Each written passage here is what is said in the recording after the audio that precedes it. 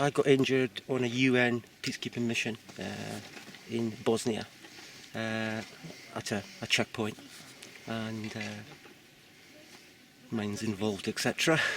And unfortunately got injured and carried back to the UK. Didn't lose my leg.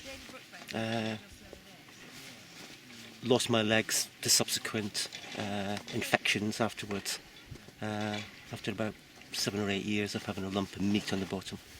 And then I had an elective amputation, which actually the next day was probably the best decision I've ever made in my life. But it comes to pain and getting rid of that pain. And we're out here now with Skiing for Heroes in Cloisters. Obvious question, how much do you enjoy skiing? It was actually my nemesis, if I was to be honest. I skied before, and I skied to a reasonable standard, and I didn't want to fail. So when I came last March, it was, a bit of trepidation. Would I be able to do it or not? And thoroughly enjoyed it. Instruction was brilliant. Thoroughly enjoyed it, continued it, and was asked to come back as a peer support member this year.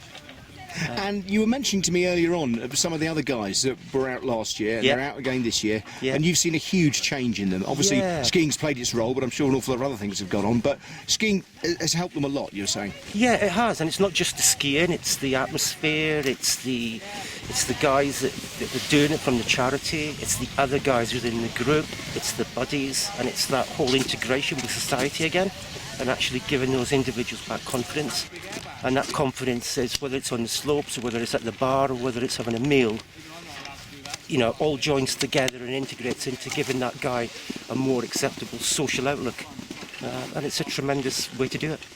And you mentioned you skied before your injury, obviously you're skiing again now. Yeah. Is it still the same sort of feelings? I mean, obviously it's different, but do you still get the excitement, the adrenaline?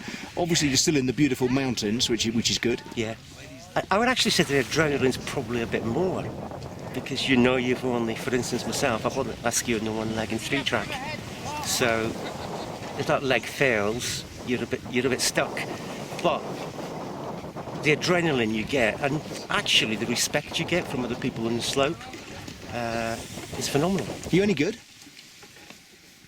I wouldn't say I was good. I'd say I was average for a one-leg skier. Yeah. And do you ski at any other times of the year? Obviously, as I mentioned, we're out here now for the week with Skiing with Heroes. Did you go to any other ski resorts? Yeah, before Christmas I was in Chamonix and Les Ouches, and then also did that, Grindelwald area, Vegan area, and then back here this year. And again, are you doing it with helpers, or on your own, or friends, or how does it work? You can do it on your own. Better if you've got somebody to go with you, because some of the places you just need a little bit of assistance. But on the whole, normally go with somebody.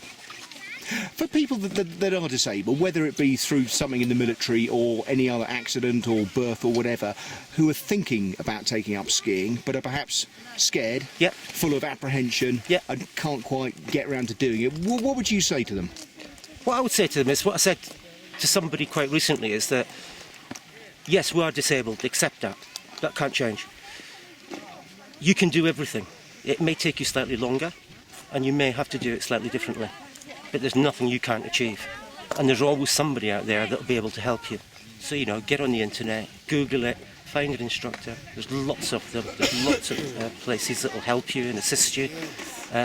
So financially, it's not a huge burden. Even the ski domes in the UK, Combined Services Disabled Ski Team are there. They always do disabled. You don't have to be military. So there is somebody there to help you. Give it a go. Give it a go.